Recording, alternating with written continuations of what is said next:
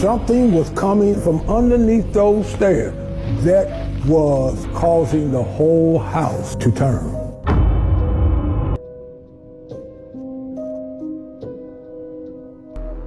In November of 2011, Latoya Ammons, Rosa Campbell, her mother, and Latoya's 3 children moved into a house in Gary, Indiana. Located at 3869 Carolina Street, the family's new house seemed like a normal home in a working-class neighborhood.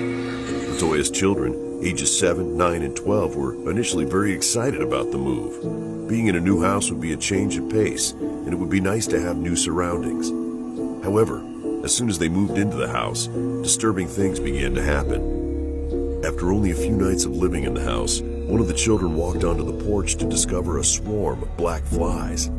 Latoya heard the child cry out for help. When she rushed into the room, she discovered the flies swarming over the child's face. The next day, the Ammons put out fly traps, hoping that would be the end of it, and returned to unpacking and settling into their new home. However, it wasn't the end of the flies.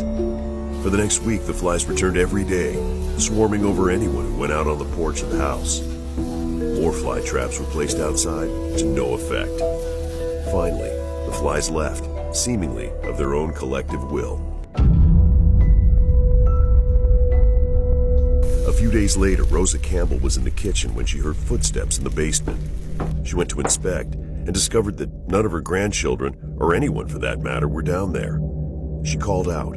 The only response she got was the sound of a door creaking closed. But there were no doors in the basement.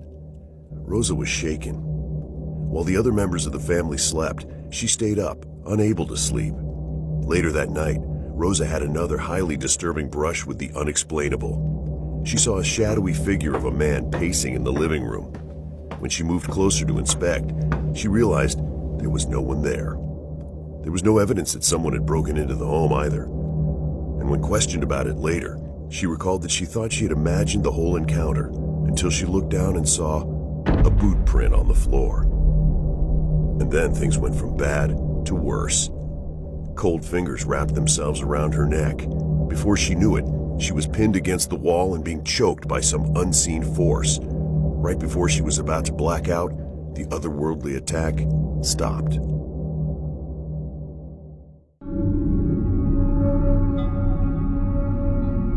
In a normal tale of paranormal adventures, that would have been enough for the family in question to move out of the house. Not the Ammons.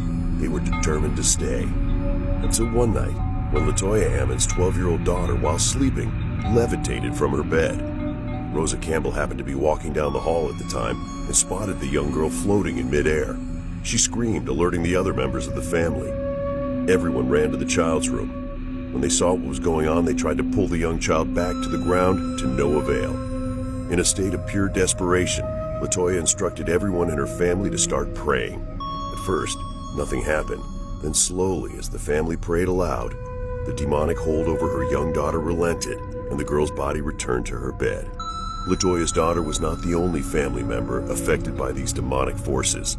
A few nights later, over dinner, the youngest son began convulsing at the dinner table. His eyes rolled into the back of his head, and he spoke in a deep, gravelly voice, saying, "It's time to die, and I will kill you."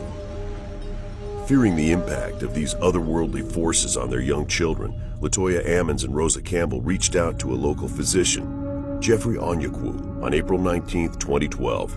They arranged for him to come to the house and check on her children.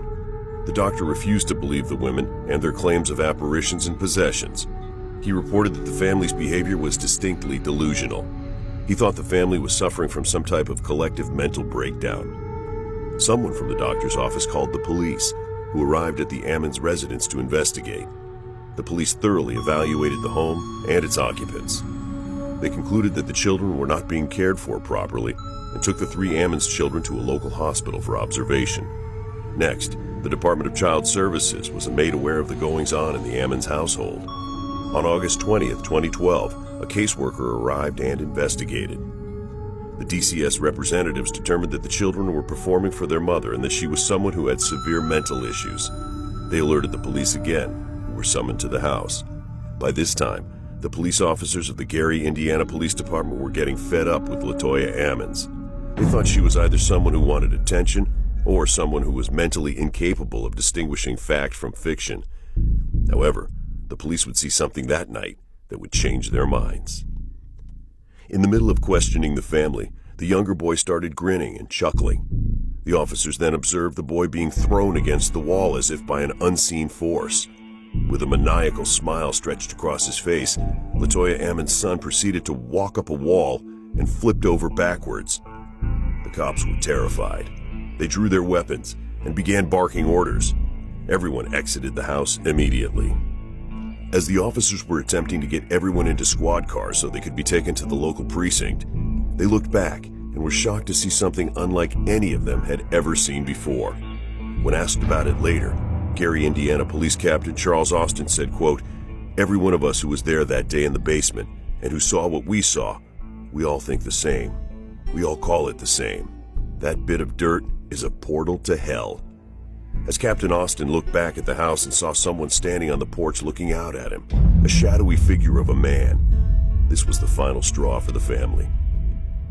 The Ammons hired Father Michael Maginot to perform an exorcism. He discussed the matter with LaToya and then interviewed the entire family. Father Maginot was convinced that there was potential for otherworldly or demonic presences and officially accepted the case. As he inspected the house, he became more and more convinced that they were being tormented by demons. Father Maginot then set about performing 3 exorcisms of LaToya Ammons. He was very thorough in his approach. He performed his exorcisms in both English and in Latin. At this point, the Ammons family agreed that they'd had enough and that no house was worth this amount of pain and suffering. They decided to move to Indianapolis. Thankfully, after they left the home, the Ammons were not plagued by otherworldly events.